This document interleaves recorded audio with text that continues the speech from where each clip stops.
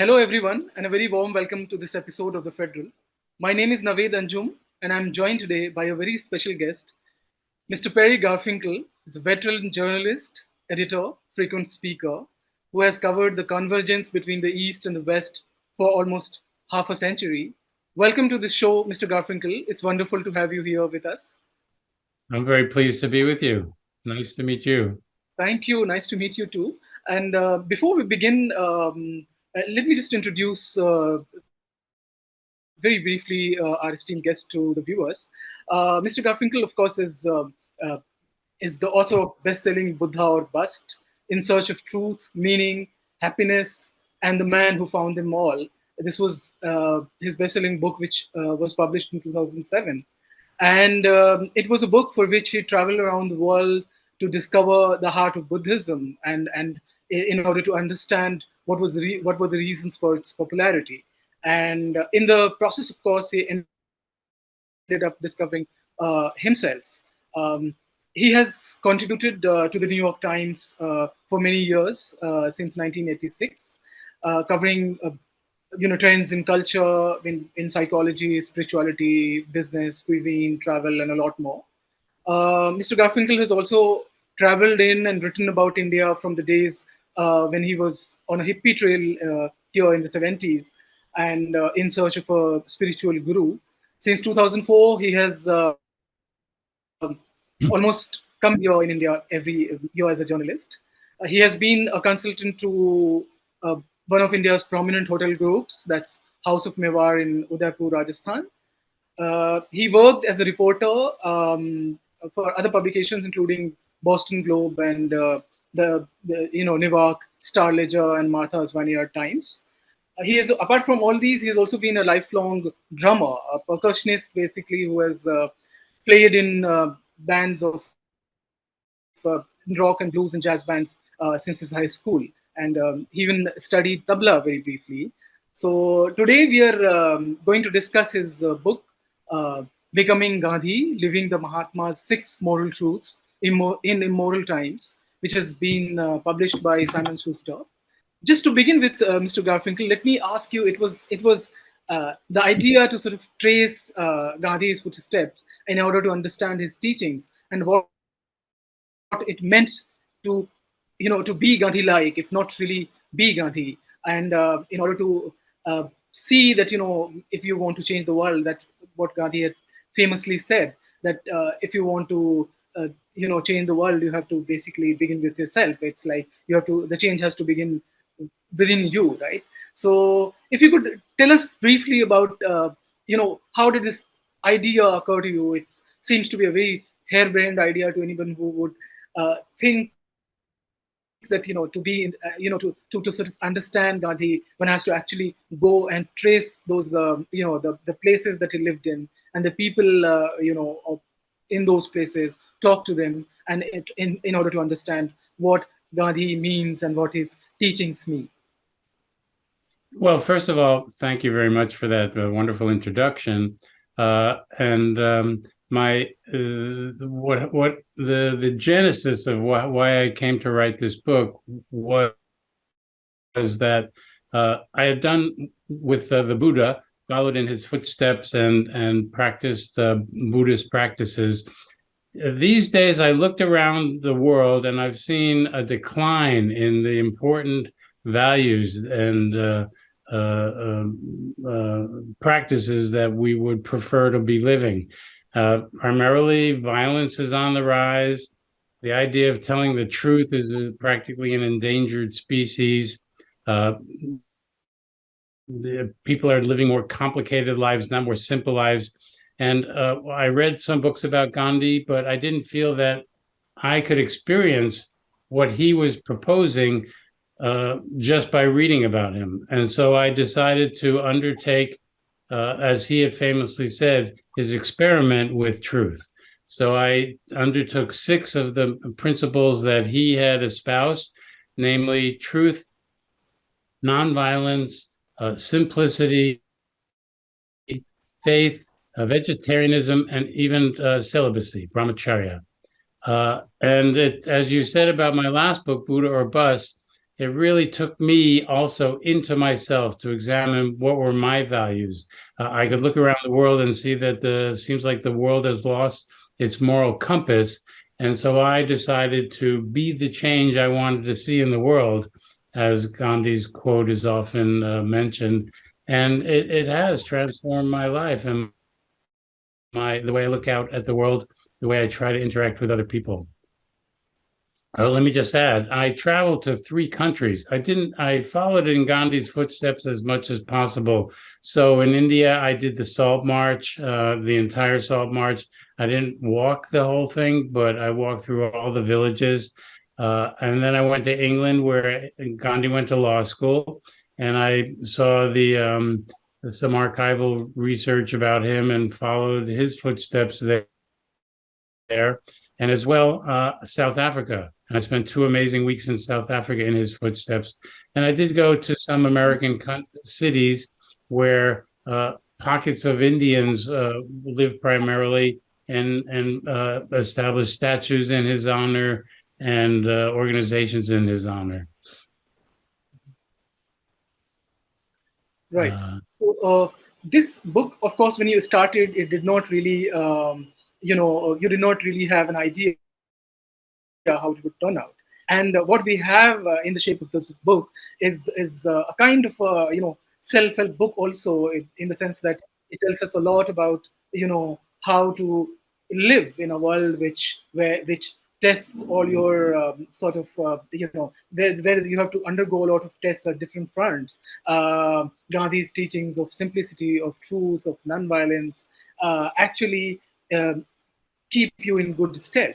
So, if you could talk about his principles that you chose for the book, and what you have chosen to sort of highlight, and also this whole idea of his moral compass, and weighing that against again using that as a framework, and if you could talk about that a bit.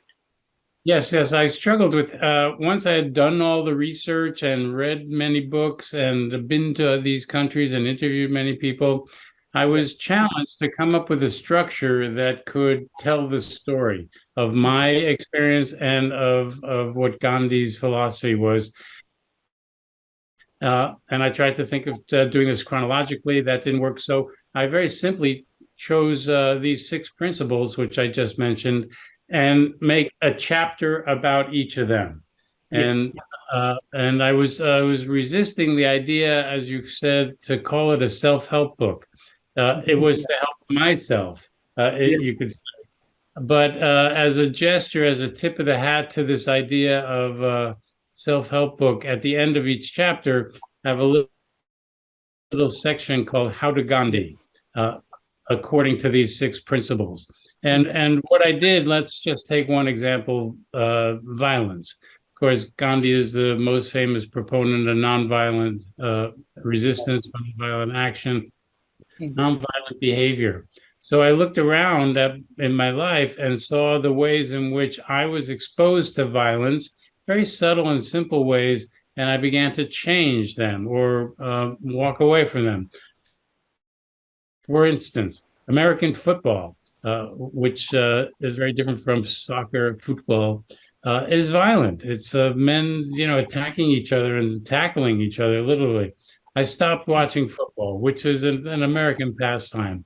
I also began to eliminate the use of curse words, as we say, because I read that they actually uh, increase violence. And I stopped watching video games.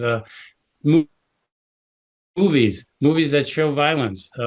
One of my favorite movies is Gladiator,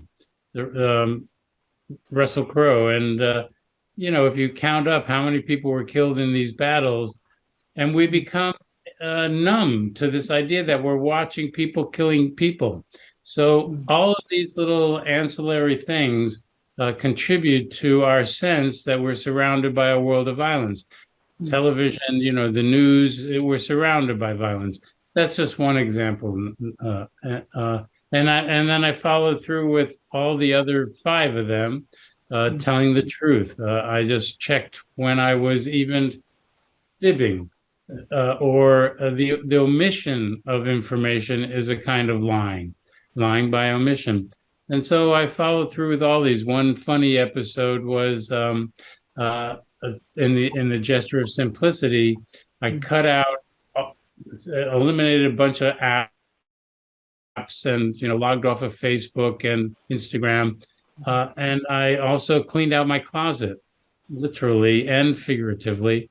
And I took things that I had not worn for years and gave them away to, you know, secondhand stores. Right. So in this way, I began to approach a Gandhi-like lifestyle. And I should add, originally I was entitling my book "Being Gandhi," and Okay. then halfway Mm. through this research, I realized you cannot be Gandhi. Yes. Gandhi himself was, he was a very complicated man who, seemed to, come off as living a simple life of a monk. But he Mm. was so multi-talented and his interests were so diverse. Mhm. I came to see that he was not inhuman, but he was a extremely rare human being. And Mm. so I changed the title to Becoming Gandhi because I think there's an arc in all of our lives. And if you aspire to something, it doesn't matter whether you achieve it or not. It's the simple act of aspiration. And I think that's a message, especially to Indians, to be aspirational because, as you said, I've traveled to India many years since 2004. The only time I didn't go was during COVID, and almost once a year I would be in India. So I know the intensity. And it's very hard to live a simple life in India because you're bombarded with people, sounds, noise, tastes, and you know, many, many influences. So I think the idea in India to be aspirational is even in lifestyle, economically, Mm. it's important to understand that the getting the goal is not the goal. It's the going toward the goal. That's the goal. And that's part of what I've learned. And I've become much more patient with myself. When I mess up, when I fall off the path, I Mhm. know that I can get up and get back on. There's an old Zen saying, fall off the cushion 9 times, get back on it 10. So, so that's been my practice. Right. And these, of course, I mean, these places like you began retracing in some senses footsteps from India to England to South Africa, and I was just curious to know whether um, you know being being Gandhi like, was it sort of more difficult in India than in, say, in country like in England or South Africa, or where was it? If you could give us a sense of that is following these six main principles like truth, nonviolence, vegetarianism, simplicity, faith, and celibacy. I would imagine, I mean, if Gandhi himself were to revisit India or come back somewhere somehow, he would not find it an ideal country to be in. And I, Yes. yeah. So if you could give us a sense of what was it like trying to be Gandhi like in India compared to, say, in England or in South Africa. Well, let me start with India. And one prime example, a very literal example, is um, to undertake the Salt March these days, Mm. to follow in Gandhi's footsteps, literally, from the Sabarmati ashram in Ahmedabad, where I had been staying, and I took off. There's actually a little path and footprints that lead to a bridge that begins the journey. Mm. However, in today's world where Gandhi walked then, it's super highways. The little lonely paths that he walked are now built up. So I very quickly realized you can't be Gandhi. You can't literally follow in Gandhi's footsteps. You can't compare 1930 to 2020 when I was doing this.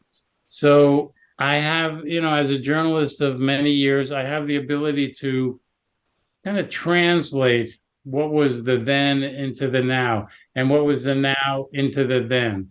Uh, Yes. So that's a literal example of how it's hard to be Gandhi and literally follow in his footsteps, because those footsteps have been, cemented over, and trucks and oxen and, population has gone far beyond what it was in Gandhi's time. Um, in India, since I knew it so well, the challenge for a Westerner is to come to India and try to put blinders on. I want to say in two parts: put blinders on to all the ancillary noises and go to the spiritual heart of India and to the emotional heart of Indians. On the other hand, the challenge and the exercise is to bring all of that in and accept that as the reality, and kind of shift and have a kind of paradigm shift of acceptance. So these things were very contributory to my understanding. And as we said, I've been to India many times, and I've seen many Gandhi statues. I've seen many streets called Gandhi Marg, and I had a new appreciation for India from this experience, and I saw that those Indians who are uh, uh, Gandhi files, you can say, also struggle with following Gandhi's principles. It's one thing to have. I met a guy in Udaipur who was a tailor, and he took me in the back and he showed me a album of memorabilia, articles about Gandhi, and uh, I thought that was wonderful, except in his real life, he was not really following these moral principles. So I began to see a bit of hypocrisy. The other point I want to make is, while it was also my mission, my journey to try to be like Gandhi, I also was comparing India then to India now, and every place I went, South Africa and England, I was looking for, let's say, the hypocrisy of people who espouse the values of Gandhi and yet who are living in a society which does not truly represent it. Many know, most Westerners don't know how much time he spent in South Africa. South Africa was formative to his philosophy, and he, experimented with a lot of what became his renowned principles. So I went to a city that was right near where bloody apartheid battles were engaged, and I felt even today in South Africa, racism is still alive despite the end of apartheid. Uh, and this was very disappointing. And I tried to be compassionate, empathic, and yet look at reality with the unblinking eye of a journalist, which I've been, as we've said, for half a century. It's crazy that I've been doing this long. Yeah, yeah.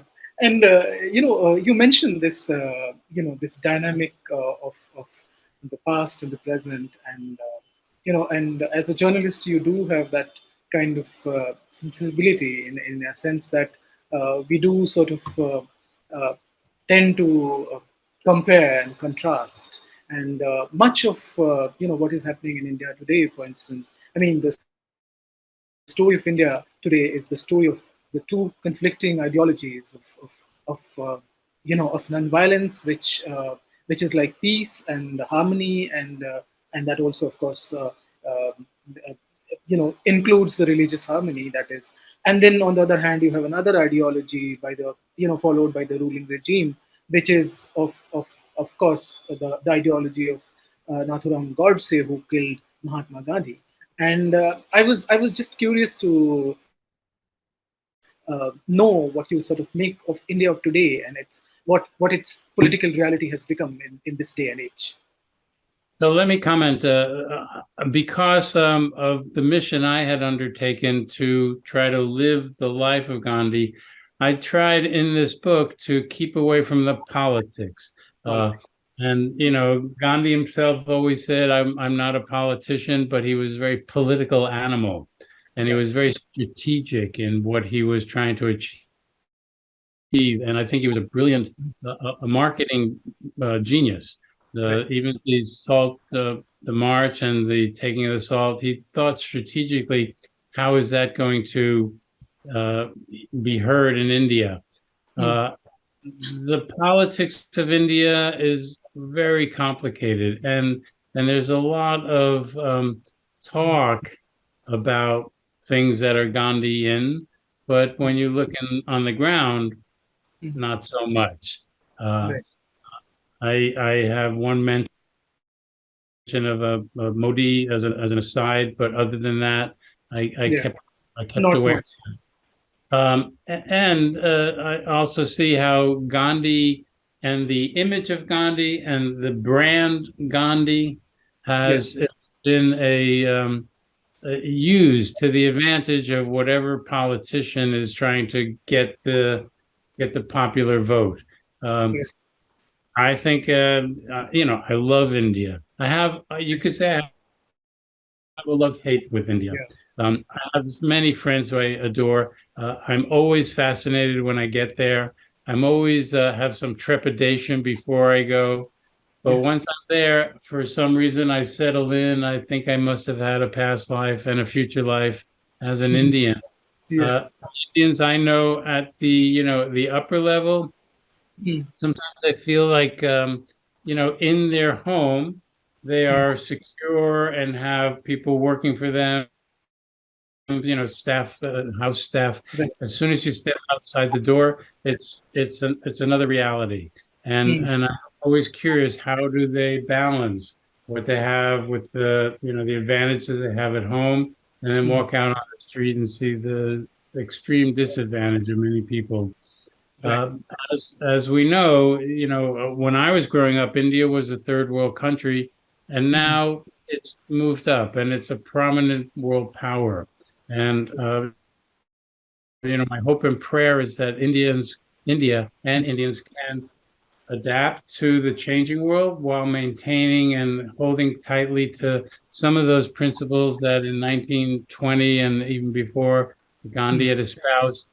We can find a way to balance them and live a more moral life. Right. One aspect about his personality is, that a lot of historians who have written about it, and you also, I think, briefly somewhere you do mention that while Tagore called him Mahatma, and that was, the uh, that has come to sort of stand, and we still call him Mahatma Gandhi. But then he had his flaws, and uh, would you like to talk a little bit about that? While he was a very practical and pragmatic and a man with a vision, who sort of who could foresee the where the direction in which the country was going, on a personal level, what kind of flaws he had, and sort of how did you sort of deal with them while you were sort of um, following his journey and following his It's footsteps? very, very confusing for me, and Indians are also conflicted. One example in Rajkot, Right. um, in Gujarat, where Yes. he went to elementary school, or I think it was junior. He went to school there. Mm. And it's also that city is famous for publishing. Yes. So I interviewed a publisher of books, and many of the books are about Gandhi. Some of them were by Gandhi. And so we had this interesting conversation because I've been in publishing for many years and I wanted to understand the difference between American Mm. publishing and Indian publishing, which I'm now learning a lot about with this book, Mm. Becoming Gandhi. Um, we had a very philosophical talk. And then at the end of every interview Mm. I would ask people, so how do you yourself follow these principles of Gandhi? And this Mm. particular publisher went into a kind of rage that he could not follow Gandhi's principles himself because of the flaws he saw in Gandhi. Yeah. And it's difficult to separate the two. He was a man with what we would say in modern times hangups. Um, I think his concern about his preoccupation with sexuality and mm, the problems that many know he had. Uh, you know, that he had he slept with his nieces. yeah, You know, and I studied these very, very carefully, mm, and it's not a cop out for us to say we don't know what happened mm, between the sheets, literally. yeah, My feeling is, you know, if he thought he was going to get sexually aroused by his nieces, he was not really in touch with love. You know, sexuality comes from, you know, love, a romantic love. yeah, So I don't think he was a dirty old man. I just think he, in his experiment, it was a terribly flawed experiment. mm, And he took a lot of criticism and deserved criticism mm, that a man of that age with that intelligence should have known better. mm, Um, and then there's the criticism of him being racist, which the Black Lives Matter movement picked up on. And there was a lot of um, vandalism and pulling down of statues of Gandhi, even here, 50 miles from me in California. mm, Uh, I'm not apologizing for him for that. However, uh, I know that thoughts and feelings change. When I was in my 20s, I right, had a different sense of how people relate to each other and what race meant. Um, yeah, and also I knew the advantage of white privilege that I grew up with. mm, And yet I have an affinity for African Americans and people of all colors and creeds. Uh, Gandhi had used words that were derogatory at that time. He was just using the words that he was, you know, echoing from the British Empire and the values at the time. I use words back then that I would never ever think to use now. So, mm, you know, be the change means you can change. right, And what he did politically with, you know, to help the movement of basically independence from England, mm, it left a lot of scars. And there's no battle for independence that has not left scars. And he made mistakes. And mm, I, I that's why, in large part, I tried to put that aside and address what would it be like just to try to follow these six principles, which were the cornerstones of the Gandhian philosophy. mm. Does that help answer your question? Yes, yes, absolutely. So another, this brings me to another question about this these two journeys that you have had, and one lies in the past and one is now. And if you could talk about what it meant, to travel around the world then, at that juncture of your career, and now when you had seen more of the world and you had more experiences, and these were, of course, two different people, and with some similarities, but remarkably different also. And if you could talk about these two journeys that lie, of course, many years apart. Which two journeys are you talking about? The Buddha one, for that book, for the Buddha book, when you traveled, and now, and how these sort of both in a way also transformed you. So there Yes. are, at what point did you, for instance, realize that that it was a journey of self transformation, and that you are going to be, as an individual, going to be permanently sort of changed, having undertaken the journey. So I should say from the outset of this book, Becoming Gandhi, I was scared. Right. I didn't even want to do it. When I realized after I'd written the proposal, I kept asking myself, "Am I crazy? Are you crazy, Perry? Do you really want to do this and give up, these things that we cling to?" This is the clinging part is what I learned from Buddhism, and I don't know how much your viewers and following understand Buddhism, but that was a book that I basically earned my PhD in Buddhism to write that book. Mm, And of the Four Noble Truths, the one about attachment is the one that I most was attached to. Yeah. Yeah. And so letting go of previously held ideas is a Mm, big part of what I try to live now. mm, Uh, and I knew that this journey to become Gandhi would be a journey into myself, even more so than the book Buddha or Bust, because mm. I did not take on the challenge to become Buddha. You Right. know Right. what an Here it ego is. Yeah. what an egotistical idea that would be.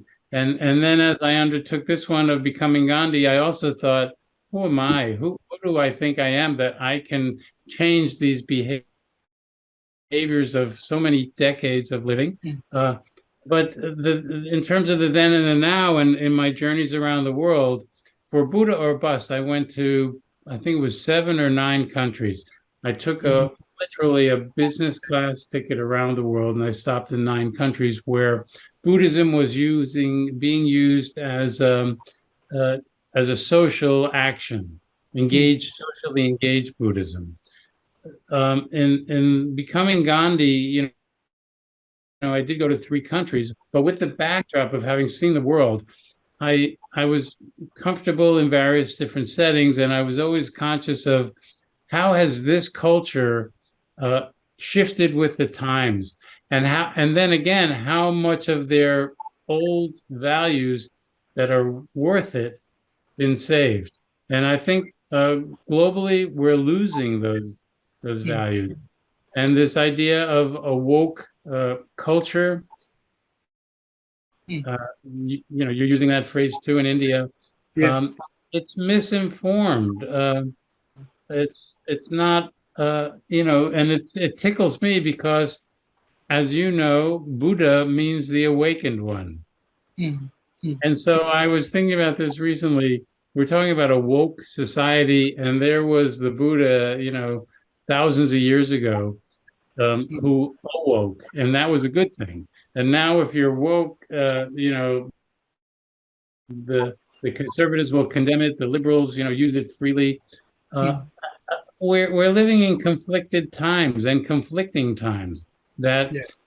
everybody aspires to be woke and have a kind of balanced understanding of other people, other cultures, and yet the other phrase that comes up in sociologists are talking about tribalism.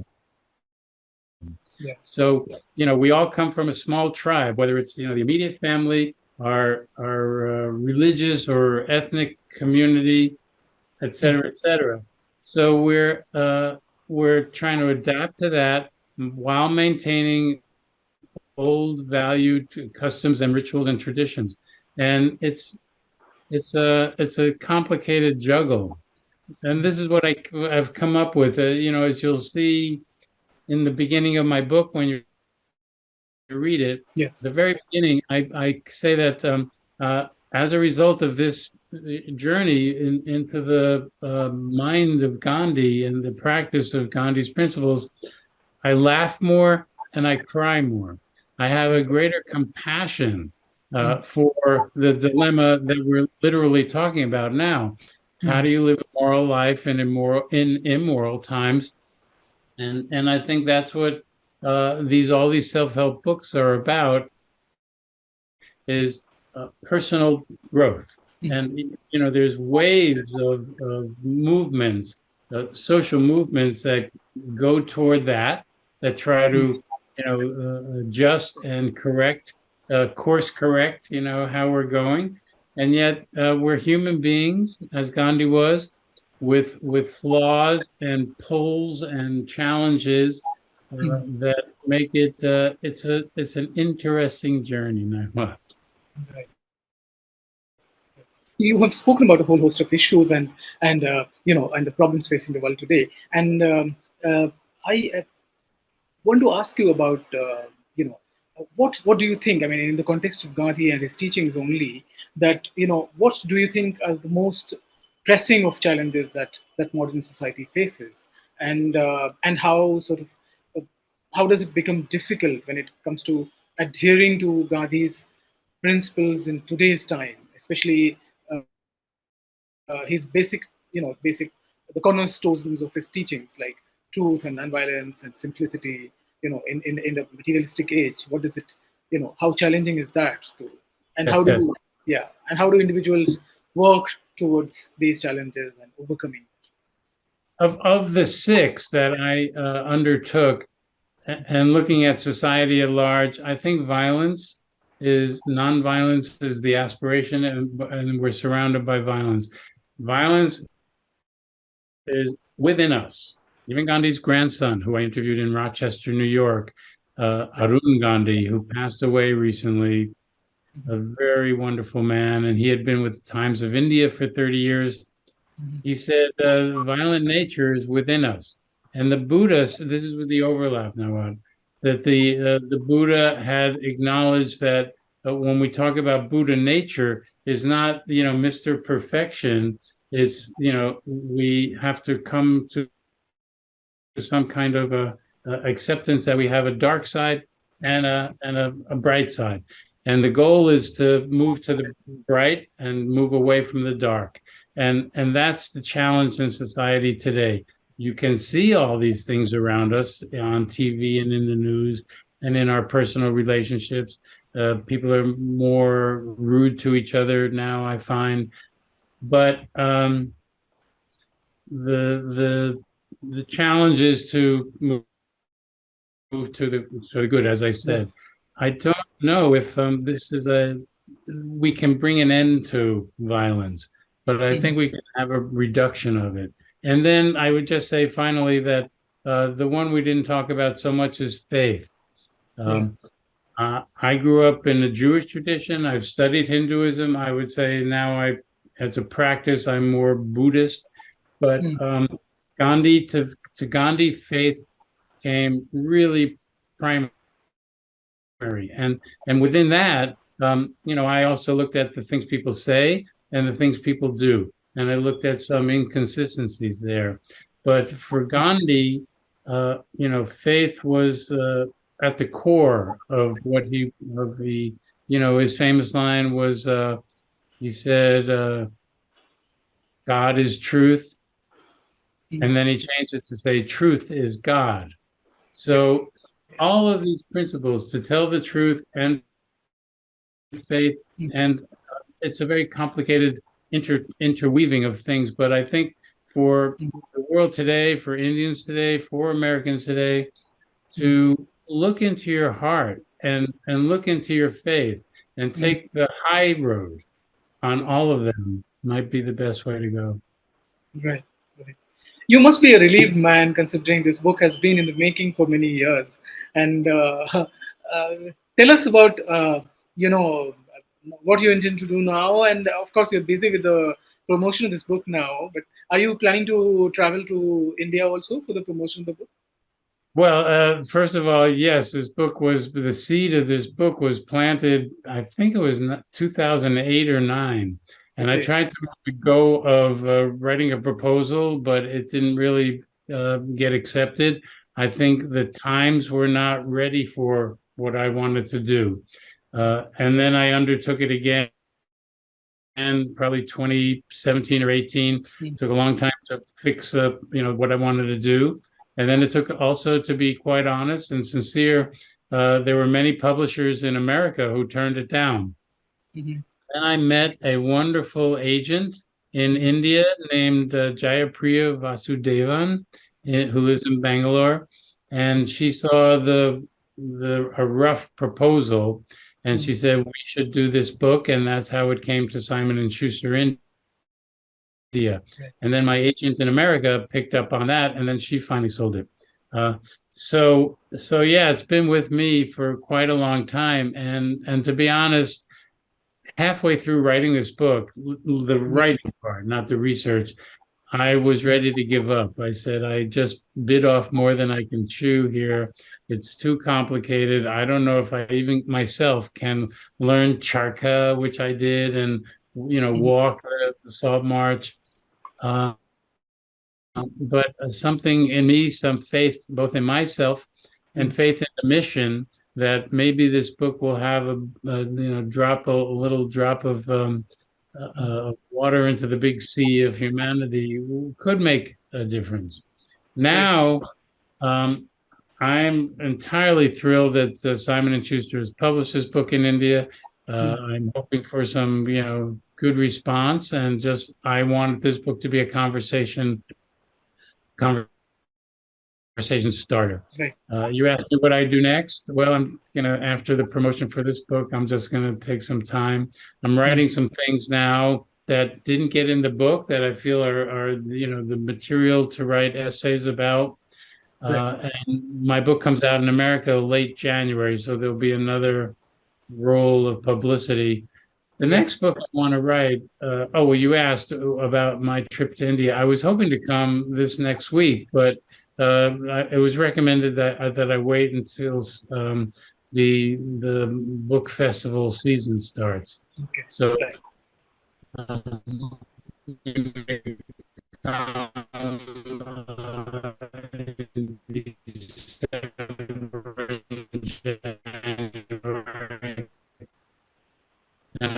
many friends who were waiting for me to arrive. Me is a memoir of our city, my next incarnation as a cub reporter for a newspaper. And that summer, between graduation and my first job, I worked for the summer as an intern, and at the same time, I was playing drums with a blues band, and a lot comes up. So it's a personal memoir, kind of coming of age memoir, and the only research I'll do is in my mind. Right. Oh, great. That sounds very fascinating, and I hope you get to have that too out into the world very soon. And on that note, thank you so much.